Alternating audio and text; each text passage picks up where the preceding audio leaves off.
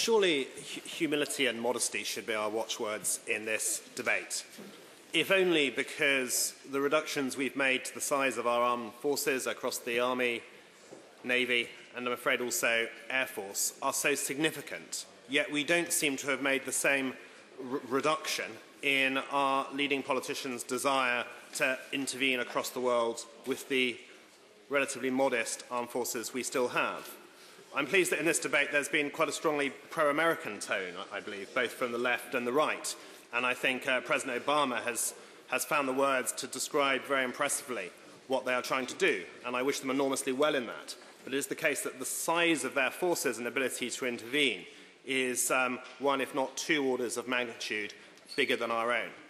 And I think we also need to think about our own record in previous debates. It's only a year ago that we were debating a government motion to go in and bomb the other side in Syria.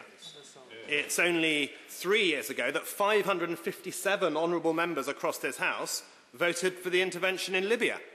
Now, it's very difficult to say whether anything is better in Libya as a result, because it's so dangerous people can't tell us what's going on there, which suggests the answer may not be the one we would wish. A week or two ago, I went to Calais and met hundreds, there were thousands, but the people I met, one gentleman, Peter, he had come from Ethiopia through Sudan and then through Libya to Lampedusa and was then sort of moved on by the Italians and just left at Bologna to get a train to Paris and then to Calais. And one thing, at least, that the Gaddafi didn't do was encourage these boats and had an agreement with Italy, and they, at that point, defended their borders, and it hasn't helped us the change we've had. In Iraq, we talk of this legitimate democratic government, but we have pretty much a sectarian Shia government, a little less than half, perhaps, of people voting for those type of parties, supported by about a fifth of the country for the Kurdish parties, who are happy to support that Shia regime as long as they pretty much run things in Kurdistan.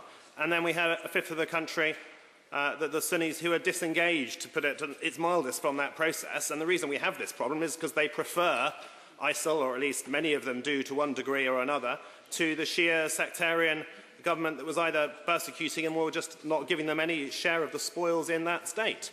And some people in this House, Honourable Member for Neath is one, Honourable Member for New Forest West, have said that they regret their vote on the Iraq war in 2003. But I just don't understand what the Prime Minister's position is.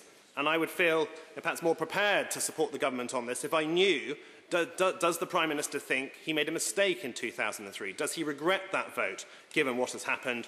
Or is it something from which he does not resile? I think an answer to that would help, and I believe we need to be modest and humble in our decision today.